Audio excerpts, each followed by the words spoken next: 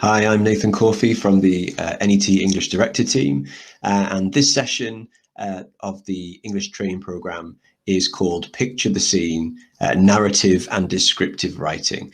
So the aim of our session here is to focus on creative writing particularly, but also, well, how do we structure that? How do we teach that? And through this section, what we'll do is we'll go big to small. So we'll start with the big ideas, the planning, right down to the minutiae of technical accuracy, word level analysis, and that kind of idea. So that's the aim of this session. We'll go through it bit by bit. It'll probably be about 20 minutes long, and hopefully there'll be some practical ideas that you can take away into your classroom that you can be using on a day-to-day basis. At least that's the aim.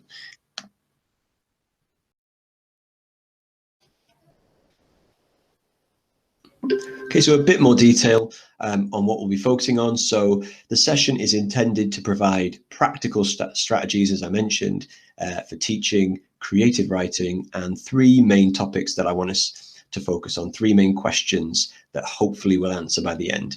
And that is, how do we get students to plan effectively?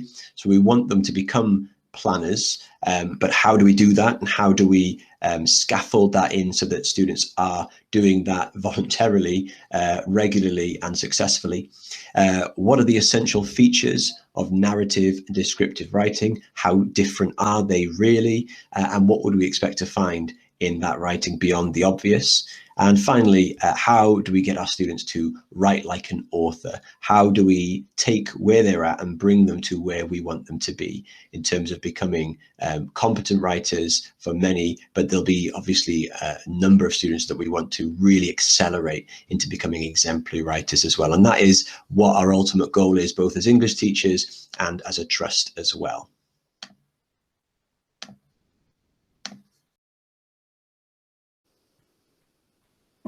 So let's start with a bit of spot the difference because there is very little difference really between descriptive writing and narrative writing. Obviously, at a very basic level, we would say, well, narrative is a story and description is a picture. But really, particularly when we get to GCSE level, the nuances between the two is very, very difficult to spot. So essentially, as I've put here, narrative is held together by an event, whereas description is held together by a scene. So what you'll notice in a narrative is there will be a kind of a moment that we're building towards, a climax that everything's leading up to, whereas in a description you may not get that. It's going to be more likely just kind of mood and atmosphere. But aside from that, really, as you can see on the screen here, there's no real difference. Both are going to open setting a certain tone, often using pathetic fallacy. Writers will do that whether it's narrative or description. You'll introduce a main character. Obviously, if it's a novel, we've got more time to do that, but we'd still do the same thing in a description. We'd have a character who perhaps we're seeing through their perspective, and they're leading us in a journey through that image or through a description of a place. There's often a flashback of time in a narrative, and that's also true of description. Again, certainly when you get to Key Stage 4, we would be actively teaching students to be using flashback because it adds another dimension to what they're writing. Flashbacks allow our characters to move on from being two-dimensional to three-dimensional, from being flat to round. It gives a history, and it gives a context to what's going on, both in the narrative or description. The only main difference, again, would be events lead to a climax in a narrative, whereas we journey through a scene in a description. But again, we don't want students just be writing about the 5 items in a scene. We want it to be threaded together with something, and we'll come on to more of what that means later. And finally, you'd have a cyclical ending generally, where you'd refer back to the opening, particularly using pathetic fallacy. And again, description would be very, very similar. So what I'm trying to say is there's not that much difference between the two, which is why we would teach them probably together. What we want to avoid, particularly with narrative, is the kind of normal traps of students begin writing reams and reams, and what they're writing is diluted and waffly. We don't want students to be focusing on kind of very abstract ideas. We don't want them to be having FBI agents and aliens and drug deals. We want to avoid that.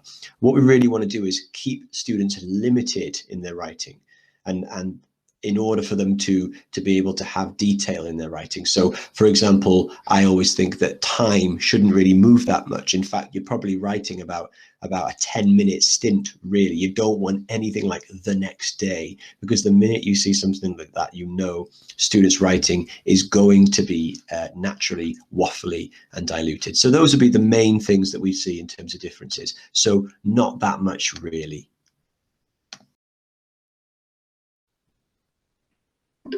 So planning is so important, and no matter how many times you mention it, students will often negate to use it. It's vital, and we need to make sure students see it in the same way. And the best way to do that is through modeling. The more modeling that we do of students for planning, the more likely it is it will become part of the culture of the classroom. We want to be modeling live planning. Where possible, and I stress where possible, try to plan something without pre-planning it before you go in to the classroom. And that goes for any kind of live modeling, obviously.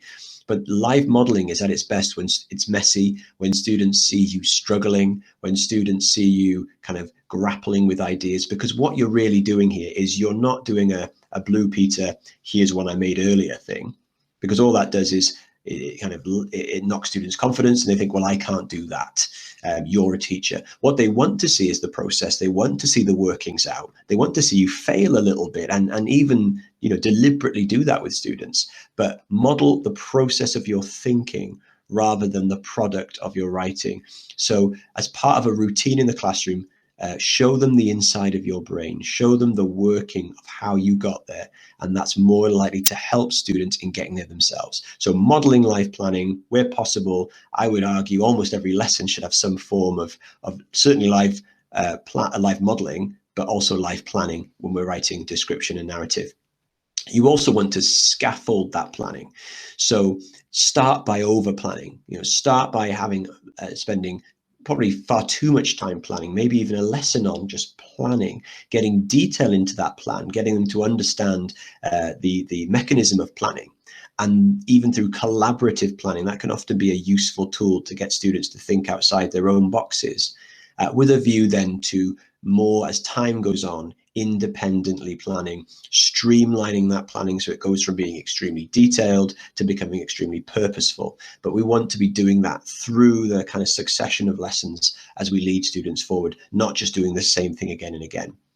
Finally, ruthlessly promote planning. So again, provide examples of plans of the great writers they might know about. So for your J.K. Rowlings or your C.S. Lewis's or whoever it is, show them plans, and you can often find these on the internet, but show them the planning processes. I think J.K. Rowling is a great example of that. When you look at what she writes versus how much she's planned and the illustrations and the ideas, you show them some of that so that they get the idea, okay, great writers plan, it's something I should be doing as well. So planning is something we must embed in students. And I'll show you kind of some ideas of how we can get students to plan in the next slide over.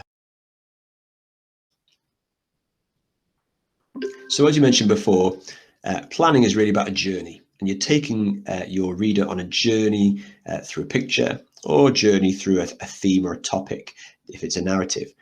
So you want them to plan each paragraph. You want probably about 5 or 6 sections. You want to start with an opening. And as we mentioned before, often that can be pathetic fallacy, and you can be teaching that actively with students to be setting the scene, darkness, if we're going to have quite a kind of sinister tone, get them kind of used to writing these kind of paragraphs where they're focusing on weather, and the weather is setting the mood.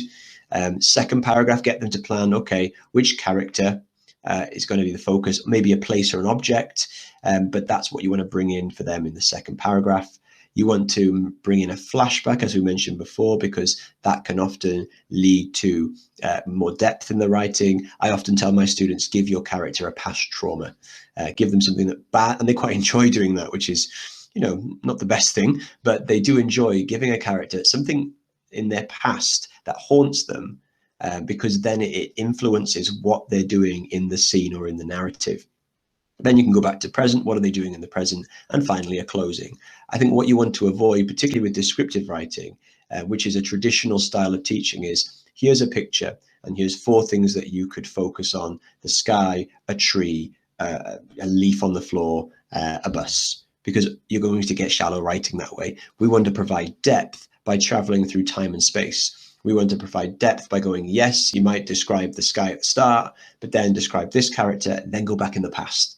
And what happened then? And it also allows students a bit more imagination and to veer off whatever image or topic they've been given, and encourage students to do that. Don't let them be restricted by the title they're given, by the image they're given, but allow that to be a springboard for their own ideas and their own understanding. The last thing we want them to do is focus purely on what's in the picture. So for example, what we've got in front of us here, a supermarket, often students will traditionally focus on the woman at the front, the woman at the checkout, the man behind, but they'll forget that they can be adding things in. What's the weather like outside?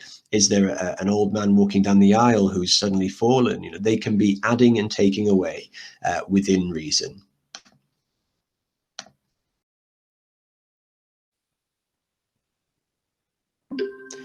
So if we move on to kind of language devices and what we'd expect students to be using, often we as teachers tend to focus on the main kind of few things, and we don't go on to other things that are just as important. So imagery is something we spend a long time teaching. So, similes, metaphors, alliteration, all these things are obviously important, but we need to see it from big to small, from the structuring and the planning, as we just mentioned, right down to the sentences as well. So we want to be seeing our students using a range of language devices accurately, confidently, and seamlessly. And that only comes through practice. So the first thing, structure, we've already mentioned that. Plan. Make sure students are planning and that you are modeling that planning. Then imagery, and this is highlighted because, as I've said, this is where we often kind of camp out as teachers because it's a safe place. Similes, metaphors, personification, we know it. But we need to be developing the whole person, the whole writer. So vocabulary is essential, that we're building vocabulary with our students, not just expecting them to use a dictionary or a vocabulary list, but we need to be promoting specific vocabulary, make it, class words perhaps that you are all using together so that they own those words and they're able to use them. So you want to do deliberate integration through interweaving. So constantly come back to vocabulary, constantly refer back to a list of 5 or 10 words that you're using all the time. And often there'll be a list of, words: silhouettes, iridescent, plethora, incessant, certain words that you say essentially to your class, these are our words and we use them all the time. And try to make them versatile words that you can use constantly, but pick and choose your words that you feel your students would benefit from depending on their ability. It will empower them. The more words they have, the more they can express themselves. Paragraphing is essential. And again, we often stop at the tip top, new time, new place, new topic, new person, paragraphing style. We might move on to, I want to see varied paragraph lengths, but we don't often think about the crafting of paragraphs. And that's why I've put we're crafting, not constructing paragraphs. Constructing indicates that they're just putting it together piece by piece, a bit like a flat pack piece of furniture. Whereas the word crafting, when we say we craft our paragraphs, indicates that there's more care, more time, more skill involved. And by crafting paragraphs, we want to see things like one sentence paragraphs or one word paragraphs that bring a kind of poignancy to what they're saying, perhaps. We want to see them deliberately opening paragraphs, maybe with the same word, or doing something interesting like 3, 2, 1, all as different paragraphs. Things like that can add something of a different dimension to their writing, other than just the general language devices they're using. And finally, sentence variation.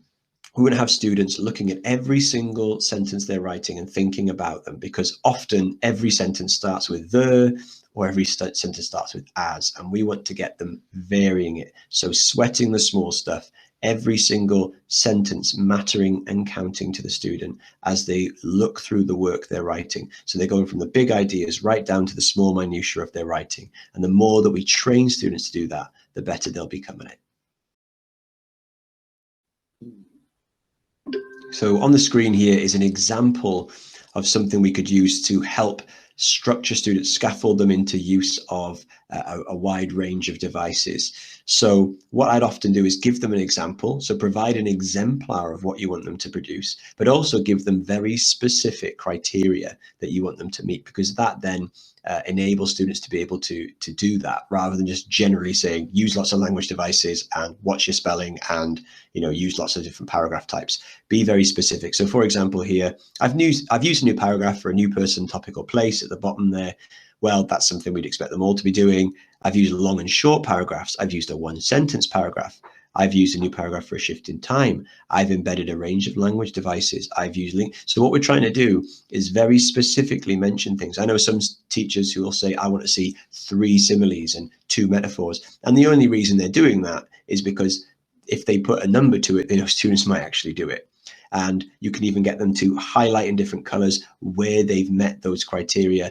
But when we're teaching, try to avoid the general, let's write, and be very specific about your learning intention. What are we actually learning to do today? Are we learning about extended metaphors? Then that's the focus, and I want to see that, and I want to evidence it through assessment for learning. So this is one way you can do it. And for example, in this version, there are black boxes which give them examples of the kind of words we'd expect to see as well. And again, this is something we can use to empower students to know that they're meeting our assessment objectives and that they're progressing with their writing.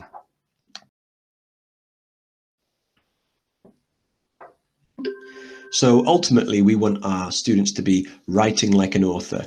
And I think we shouldn't shy away from that objective.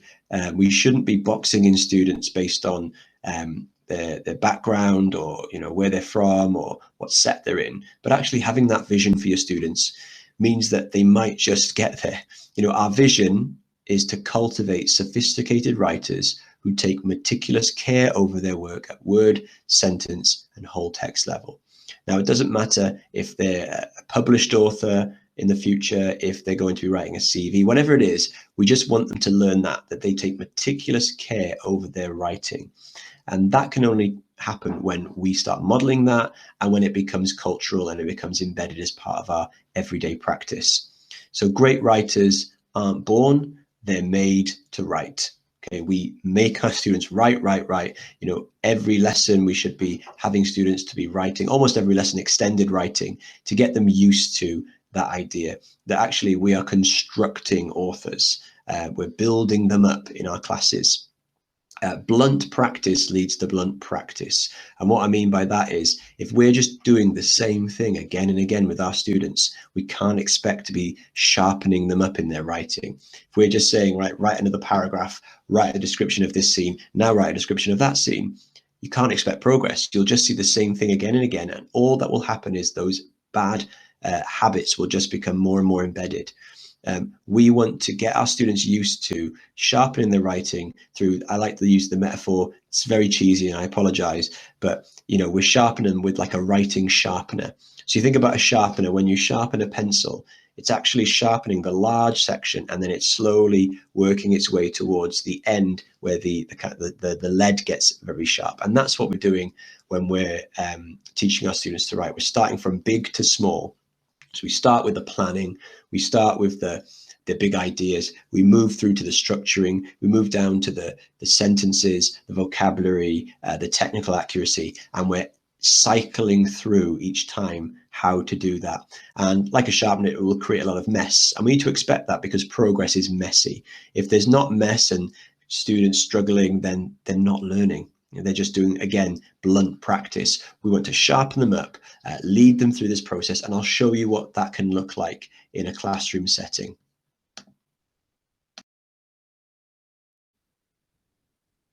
So in terms of sharpening up students' writing, you want to start big. And for me, it starts with exemplars, showing them examples of the kind of writing you want them to achieve. And again, don't shy away from showing them excellent practice. I know some teachers think, well, I don't want them to see something that they'll never be able to achieve. But actually, immersion is often the best way for students to learn. It's the same in learning a language, and it's the same in learning sophistication. Immerse them in it so that they become used to it. So show them examples, but also dissect those examples to show them how the writer might have got there. So the example on the screen here, take them through, like a majestic ruler. So, oh, I love the simile start there and the word majesty. So analyze it as you go through it as well with them. And again, get them used to seeing good examples of writing, promote writing through their own writing, put that on the screen, lots of applause moments for what they're writing, get them proud of how they're writing as they develop as writers themselves. So start off with exemplars so that students can start seeing what they're actually aiming for. Okay, the next stage would be then to scaffold them into writing. Again, writers aren't just born. We create them, we make them, and we do it by giving them sentence openers, giving them phrases to use. So here's an example on the screen here where they could follow a line, and it's something that's going to produce, something where many students write the same thing, but it's a way in. It's not the end result. It's just, let's get them confident. Let's get them building the muscle memory of writing. So they could be building majestic shards of light flicker across the surface of the water and feel very good about themselves and very proud of what they've written. And then we slowly take away the training wheels. We slowly give them more independence, and they slowly start to learn it on their own right. But we have to start somewhere. So this is an example of something we can use where we're giving them those sentence openers, but with a view of slowly removing them to develop independence and resilience in their writing.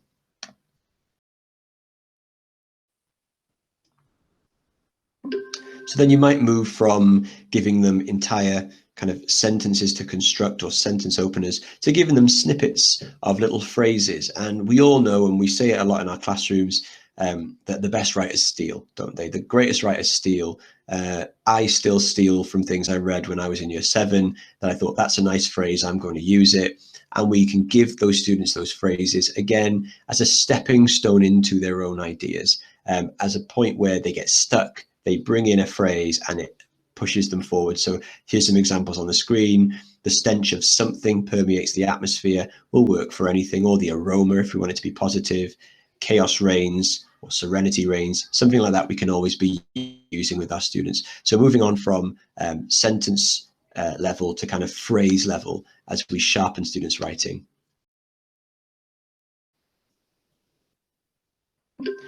So then as we sharpen up students, we move them from sentence level, phrase level to word level. And we might give them a vocabulary bank, but as I've mentioned before, a specific vocabulary bank. We want to make sure they understand those words. Don't give them just a dictionary. They'll use words they don't understand. Even kind of generic word banks can be something of an albatross around their neck. What you want to be doing is talking them through the words, own the words. Maybe you have a class word of the week or word of the day, whatever it is. Make sure that the students understand the word and they're therefore able to use them, but give them and empower them with vocabulary that allows them to express their ideas better. So you want to really specifically look for words that you can give them. So for example, on the screen here, we've got words like vile, well, they can always use that, despondent, apathetic. Again, show them what the word means, give it to them in context, be using and modeling it in your own discussions, and then you'll start to see students using them, and they love that. They can feel the progress. The minute a student uses a sophisticated word, they feel great, and it is a good confidence builder with their writing as well.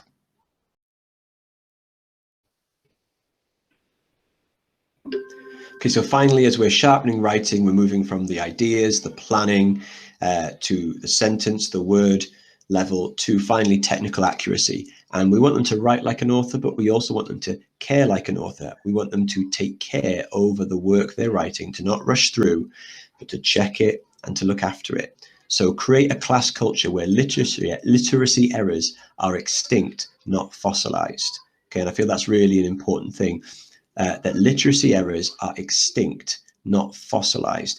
What we want is to eradicate literacy errors. For example, students using capitals in random places or not using them at the start of sentences. They know that and they learned that in year 6, year 5, year 4. But for some reason, they're not picking it up. Then we need to eradicate it. We make that error extinct. We use our live marking. We kind of explicitly kind of mention how awful it is to be doing that. Otherwise, those errors become fossilized. They become just part of, embedded in the rock of their understanding, and it's so hard to get out them. They just will be doing it naturally. So we really want to make sure we're doing that, especially at Key Stage 3. The Key Stage 4 teachers will love you for that.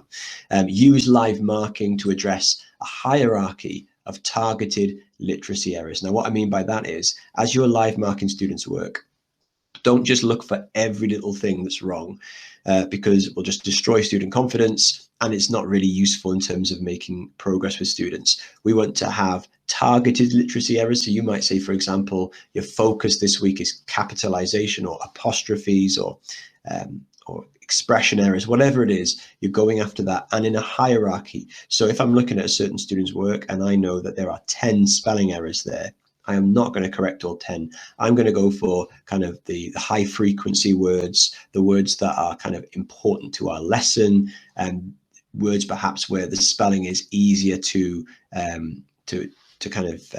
correct. So that's what you want to be doing, a hierarchy where you're not just going for any old word, any old literacy error, but you're looking for something specific. Challenge students' technical accuracy at all ability levels. Don't just think, well, this will clearly be something for a lower set. Higher ability also struggle with it, and you want to be pushing them as well. You want to be pushing their sentence structuring, even if it means they're going into a new sentence structure that they're not familiar with and will make errors. Make sure that from the top to the bottom, everybody's technical accuracy is being addressed. Don't make assumptions.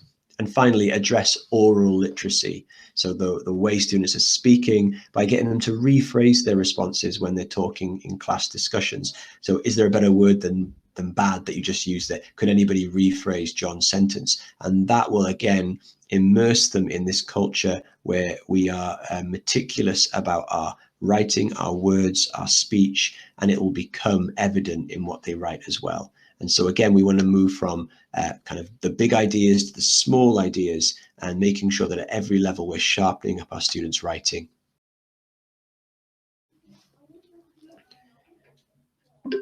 Thank you so much for watching and taking part. I hope that some of the ideas here might be useful in your classrooms. Please feel free to contact me or any of the English director team if you have any queries or anything you're unsure about, or you want us to check over something. Obviously, that's more than okay. But ultimately, like I've said, we want to develop passion with students' writing. We want them to become, to enjoy their writing, as I'm sure many of our students do, but also we want them to be making progress. And often one leads to the other, and it's an endless cycle of passion and progress that we want to be building up with students as well as ourselves. Again, thank you for watching, and take care.